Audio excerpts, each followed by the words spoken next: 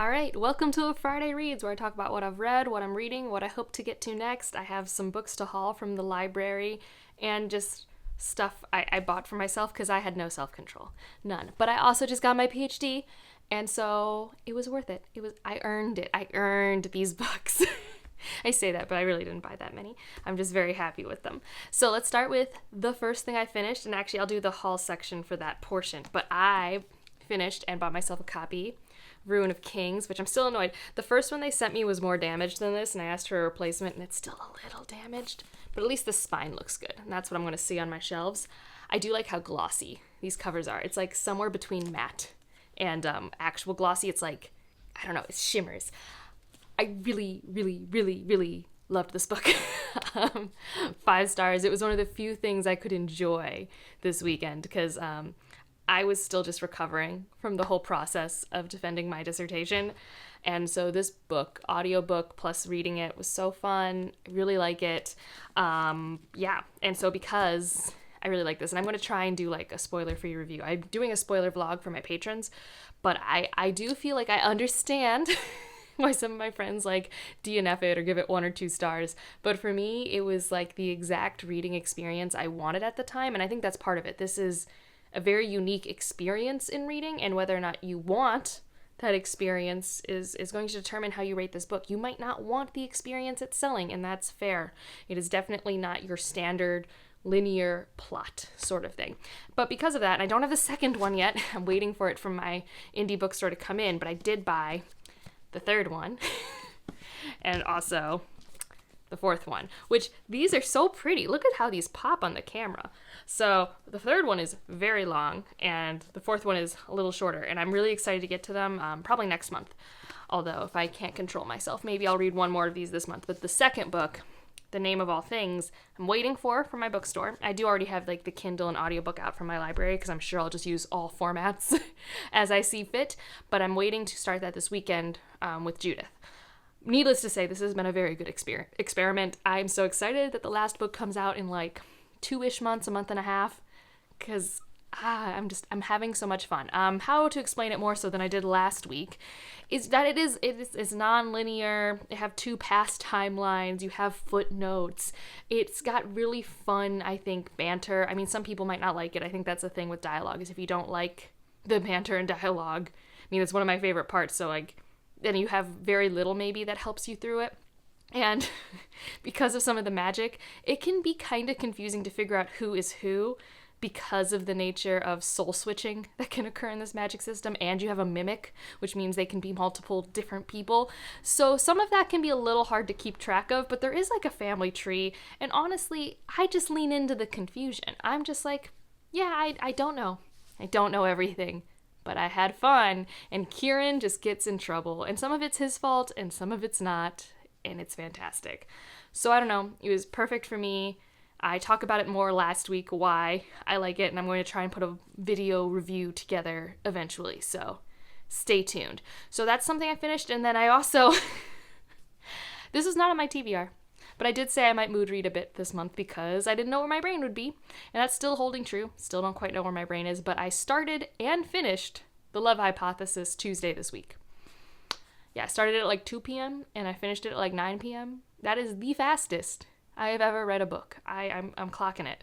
Like it's a contemporary romance. It's not that long, and it's meant to be very consumable, and it was great. Like it was fantastic. It was everything I wanted, although everyone who told me it didn't focus on graduate school was wrong. I don't know, there were some people who had been like, oh, because I asked, because I didn't want to read it while I was preparing my defense, because I'm like, I don't know if I can be that close to graduate school in my free time. And I'm glad I waited, because it focused a lot on graduate school. And, I mean, she definitely exaggerates some of the experience, but at the same time, some of it isn't exaggerated, and basically, I don't think it's a bad portrayal of graduate school, but like what it portrays accurately, I'm like angry that is the world we accept and live in. Like I have a lot of thoughts about higher education. One day I'll talk about them. But as someone who has just completed a PhD, I'm like, but why is this how it is? And then there were other parts where I'm like, is that really how it is? Because that's not how it was for me. And then I did some maths and I figured it out, because I think what happened is I believe the author is a professor and went to Berkeley for a neuroscience PhD, but the main character in this book goes to Stanford. And she was talking about their stipend, and I know a lot about stipends just because I've lived off a stipend for 7 years. It's something you really only know about if you are a graduate student in the sciences, and you kind of have an idea of how they choose that number and where it is at different locations. So like I'm very aware of like what my stipend is versus Harvard versus MIT, etc. And she was saying a number for Stanford that was less than my number. And I was just like, that doesn't make sense. And I was right. Stanford has a much greater number than my stipend, but Berkeley does not. So I think that was part of it, and it's a dumb thing that I got very hyper fixated on, even though it didn't affect my enjoyment of the book. I love a grumpy hero. I do, and that's what we have here. We have a grumpy hero with like a soft heart, and the heroine, like, she was easy to root for me, but I also was just be like, oh my goodness, just talk, just talk. But it was like, it wasn't like, it wasn't so bad that I was frustrated, but it was close. Like we were close, but I had a fun time. I have thought about rereading it already, and I just finished it. Like, it was so fun. It was everything I wanted the new Sarah J. Maas book to be, when it wasn't, because it was just, I just always wanted to be reading it. It was so consumable, so escapist. For me, lived up to the hype. So I finished that. I did start The Last Story of Minna Lee, which I talked about last week, actually, and I am almost 45% of the way in.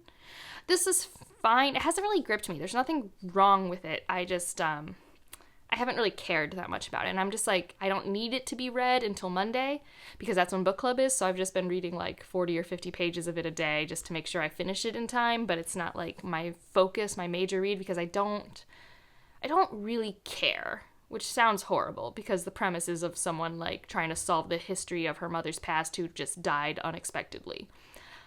But it just hasn't been that gripping for me. And maybe because I like actually the mother, Minna Lee. Like, I like her perspectives. We get her timeline.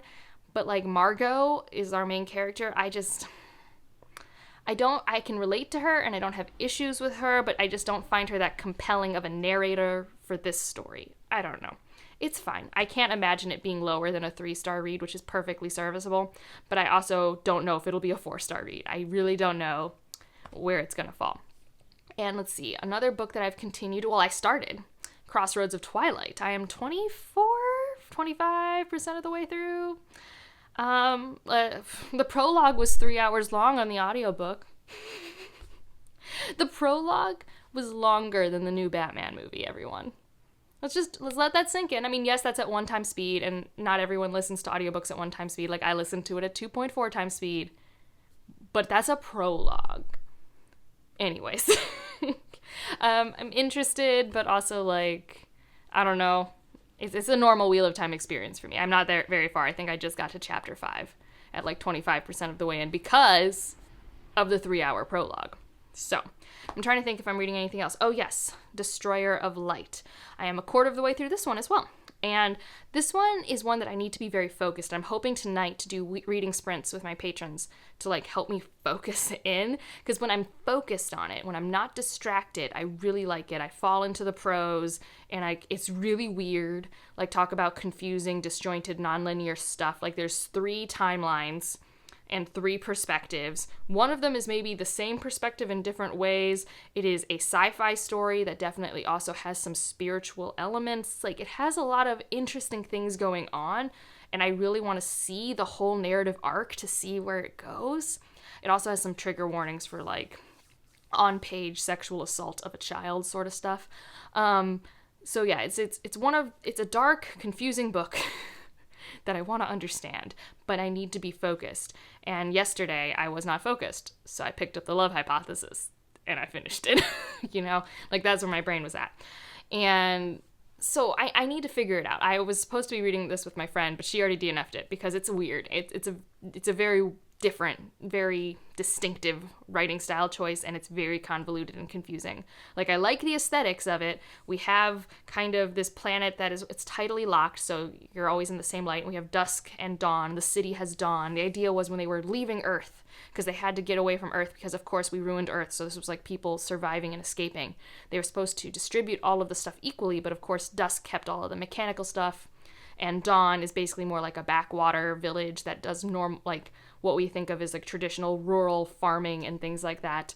And we're following this character Cora and her different points in life. And there's like a rebellion happening, and there are aliens, and there's technology, and maybe an AI character. Like, it has a lot of cool parts, but the writing is like difficult. I don't really know why yet. Maybe I'll figure out by the end of the book what I mean by that. So that is also what I'm currently reading. What am I going to get to next? I do not know. Well, I do know, like I said, Name of All Things, probably this weekend if Judith lets me, because I really want to start the next book, because we were supposed to read it in the second half of the month, so we're getting there. It's almost time. I also got from the library, so this is like my library haul.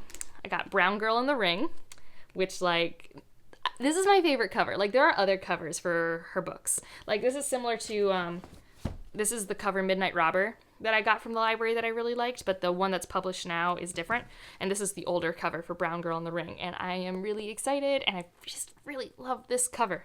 I think it really represents the synopsis. I haven't read the book yet, but if it's anything like this cover art, where I'm like, oh yeah, this really represents what was in the story, I'm excited. And it's only like 245 pages, pretty big font. Like, I'm really excited for it. And then I do have How High We Go in the Dark, which I said I wanted to read just to have my own opinions. I've just been waiting to make sure I wasn't depressed, because the consistent reviews I have is that this is not a fun time. Reviews all over the place for if people like it or hate it or whatever. But in terms of the content, it is somber. That's what I've heard. So I've been waiting to be in the right headspace for that. So those two, I could pick up The Name of All Things. Maybe I will go off the TBR again. Who knows? And then I have a book that was kindly sent to me by Evie. I don't know what this is about, but it came in the mail. It did not have a note, so I had to figure out who it was, but only a few people have my address, so it wasn't too hard. And I believe this is a short story sci-fi collection. She was hoping to find something that's like Ted Chiang or Ken Liu, like those type of short stories that we love in sci-fi. So here is hoping. I have no idea what to expect. Did not plan on purchasing this, by Alexander Weinstein. Yeah, I don't know. But now I guess I have to read it with her. That's how this works, right? And the last thing I'll talk about also works very well with other media I would like to discuss, but could never make a video on because it does not make sense for this channel. And that is Batman Year One. So Ryan bought this and the Halloween Week comic. I can't remember the name of it, but this is the one he's finished and given to me to read. So now I have another graphic novel. I think what I'm going to end up doing is I have this N.K. Jemisin's Green Lantern Far Sector, and I have Buffy comics. So maybe I'll just make like a superhero-ish reading vlog of reading these comics. And the reason he got this is because we saw The Batman this weekend, because I have been wanting to see it forever. I can go down saying I've been excited for this Batman for a long time, and everyone else has been side-eyeing it, and I've been like, no, I want to see this. And I'm happy to say it was everything I wanted it to be, and it seems like the internet is on board with it, or at least doesn't hate it. I don't know. Batman is always one of those things where, like, you cannot please everyone. It is literally impossible, because the range of how we have consumed Batman throughout our lives have gone from, like, the 1960s camp, Batman Lego, like the Lego movie Batman camp, to like Christopher Nolan Dark Knight, like the range of this character. You cannot please everyone.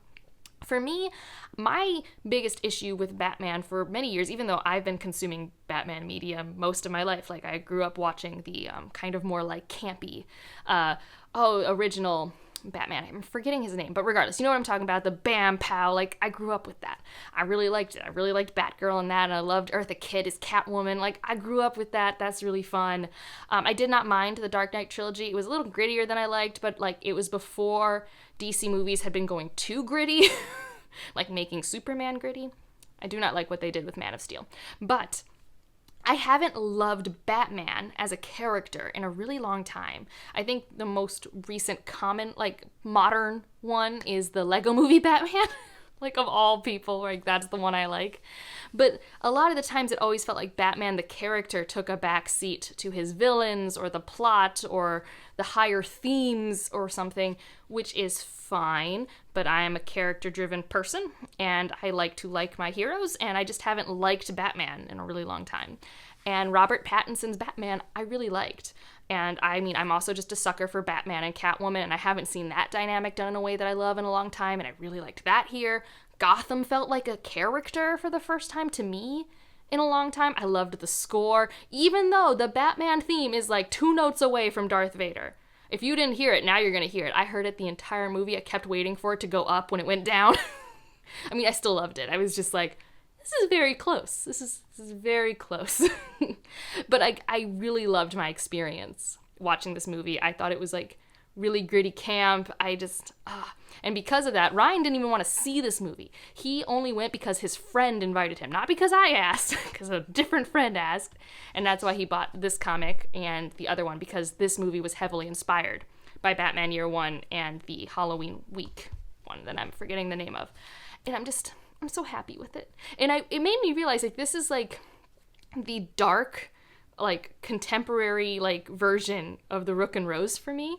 And I have to be very vague about that just because I don't want to, like, at all spoil anything in the Rook and Rose series. But the idea mainly is, like, 2 masked Avengers who, like, have to work together. Like, that's very Catwoman and Batman. And, like, the differences in class and a corrupt system. And what are the different ways to come at it? What's the role of the police and the... They scratch similar thematic itches and also just fun tropey itches for me, and I don't think that's a coincidence. So that's just what I want to say about that. And so that's the media I've consumed. I'm still playing Horizon Zero Dawn. I have not given up, as I thought I might after trying for a while, just because I'm not good at committing to a video game. But I am realizing that my perfectionist abilities are, well, I'm not good at being a perfectionist in video games, but I'm not good at not being a perfectionist either, which is going to be a problem. I need to just learn how to die. I just need to accept it. Maybe I should play Elden Ring. Like, not because I'll be good at it, but maybe based off everything I heard, even if I was good at it, I would just get used to dying. It would just be a thing that happened. But that's this week. That's what I've done. And, you know, life's pretty good. I'm feeling more like myself.